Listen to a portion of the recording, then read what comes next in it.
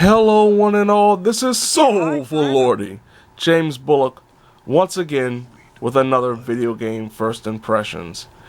This time around, God of War Ragnarok for the PlayStation 4 and PlayStation 5. God of War Ragnarok is the sequel to the 2018 God of War game that featured the God of War Kratos taking control of not only his own narrative but the narrative of his son Atreus.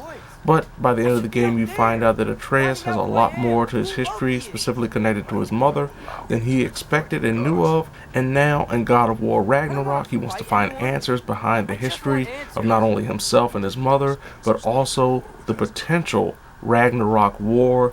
Just like the previous game, you can mix light and heavy strikes, with the R1 button being connected to the light strikes and the R2 being connected to heavy. Kratos is gifted the Leviathan Axe and the Blades of Chaos immediately, so you are able to utilize the Leviathan Axe, which is more ice infused, whereas the Blades of Chaos are fire based. And that is one of the more interesting aspects about this game, especially in correlation with the skill tree that you pretty much get initially with the amount of points and experience points that you have to buy new skills. And that is that you can actually use the Leviathan Axe to freeze an opponent, then use the Blades of Chaos to burn them even further, because one of the skills that you can purchase very early is that if you hit an enemy that is frozen or is ice elementally based, with the Blades of Chaos it will do more damage, and vice versa. So that's a very interesting aspect, and I really do enjoy the added implementation to the gameplay to really make players think about what they're doing and not get into a specific groove or just doing the same thing over and over again.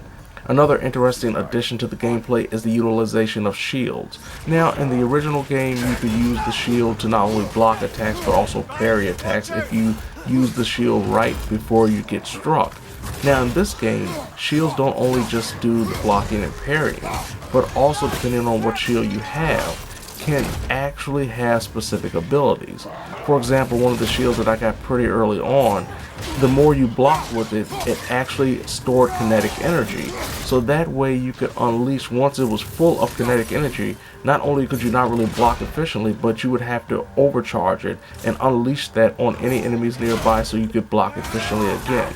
So they've actually added abilities to not only the weapons but also the defensive measures when it comes to shields. Kratos' rage meter returns as well. As you defeat enemies and pick up the rage orbs that they drop, you're able to fill up your rage meter, and once it's full you can hit the right and left analog stick, the L3 and the R3, and perform a rage attack sequence where Kratos is pretty much invulnerable to pain, deals twice to even 10 times as much damage for a short period of time, and it actually helps restore your health when it does go away. So it's a great option if you're really low on health, you have a rage meter full, you're surrounded by enemies, you want to stun them, beat them up, and avoid dying.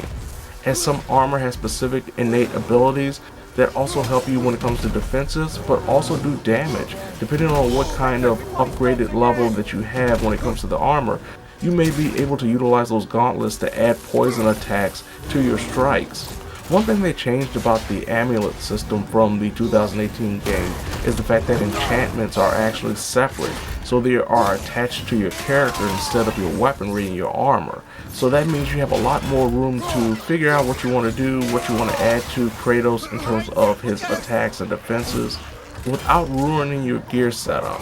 Atreus, just like in the previous game, not only plays a part in just traversal and helping when it comes to puzzles, but also in combat, as the player can dictate Atreus to shoot specific arrows that are used usually for distraction purposes to get an enemy off of Kratos so you can follow up with an attack.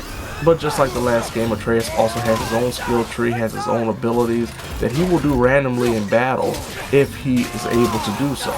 Enemy variation, even in the beginning of the game, is very impressive, including showcasing regular enemies that have weak points. They have very dynamic attack patterns where they won't do the same thing over and over again, even if you're at a certain distance or you're up close or you're far away, and they will do something that the player kind of kites them into doing.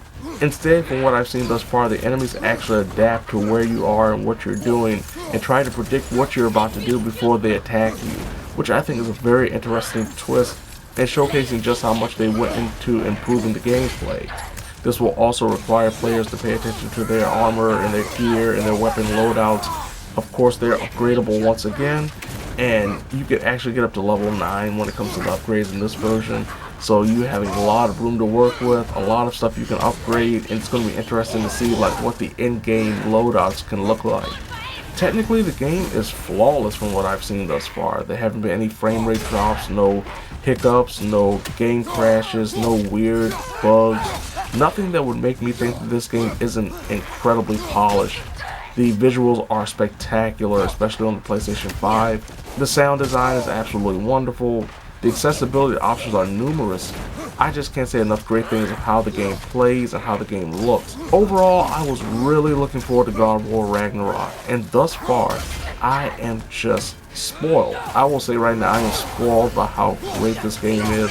So far, from a story, from a combat, from an overview narrative, when it comes to the world and the exploration options and just the way it looks and the way it sounds and the way it plays. God of War Ragnarok is everything that I wanted it to be and then some thus far. I'm really looking forward to playing it pretty much anytime I get the opportunity to do so. If you enjoyed the previous game, this is a no-brainer. If you enjoy some high-octane action adventure with some really solemn and deep storytelling aspects, especially when it comes to the relationship between a father and a son, this is absolutely a must-buy game. I cannot recommend this any more than I already have. Pick it up whenever you can because you will not be disappointed. So there you have it. This has been Soulful Lordy, James Bullock, once again with another video game first impressions.